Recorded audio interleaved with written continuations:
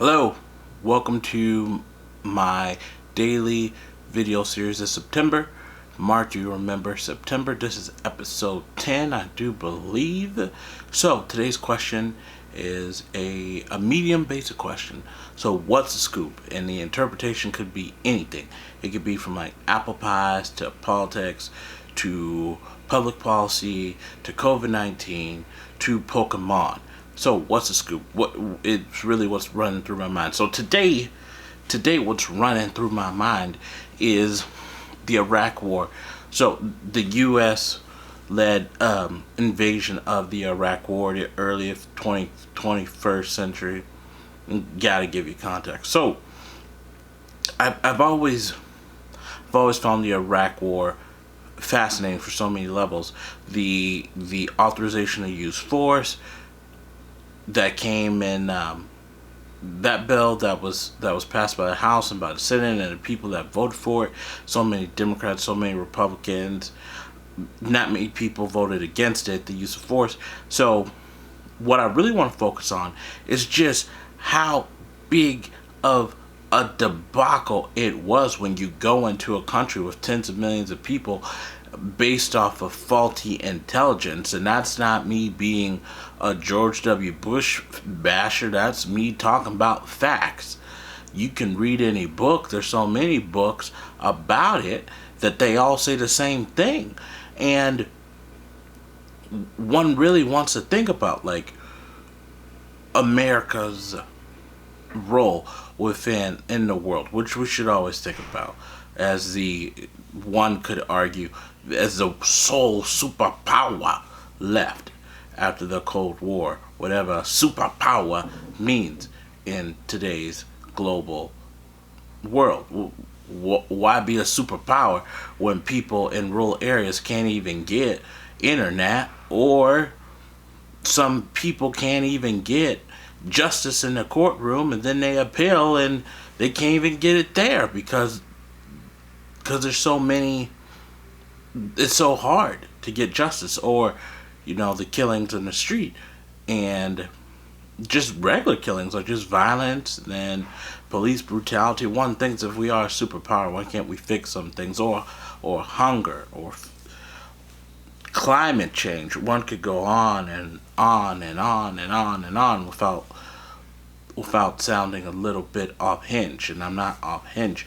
So back to the Iraq War and power. So we come in, the invasion, I believe it's March, don't remember the date, but March 2003. If I'm wrong, please correct me. And there isn't any plan to do after. And from the entire history of the entire history of this blue ball of a planet, people conquer people. That's what we do. For some reason, it is in our nature. It doesn't matter. No continent on this earth except Antarctica, we try to conquer, and then we try to, even Antarctica, even the South Pole is split up. When you look at a map, it's split up with different countries. It's like any area of land, someone wants to plant a flag. So we go to give the Iraqis freedom in 2003, and freedom is what they need because Saddam Hussein, the brutal dictator, who this is context you might not know, had the Iraq and Iranian War from 81 to 89, and then of course in the early 90s he invades Kuwait. Kuwait's like this big to get the oil fields, and of course Papa Bush brings a global coalition of the powers that be, and they kick him out. So he's just there in Baghdad, and then faulty intelligence by this guy codenamed Curveball talks about how there's still weapons of mass destruction, even though we know today there weren't any weapons of mass destruction, and UN didn't find them, Jesus himself didn't find them, because there weren't any to be had. So we go in, we invade these people, and then we learn the war doesn't last long. Remember, the United States already fighting a war in Afghanistan, and Afghanistan is a tricky area because those mountains haven't been conquered in millennia. Alexander the Great couldn't do it. The British couldn't do it. The Soviets could do it. We couldn't do it either. They like their mountains, and ain't no one taking them from them. So, we're in Iraq, we're in the desert, in the oil fields, going there, giving people freedom. Then, once people have freedom, with freedom comes chaos.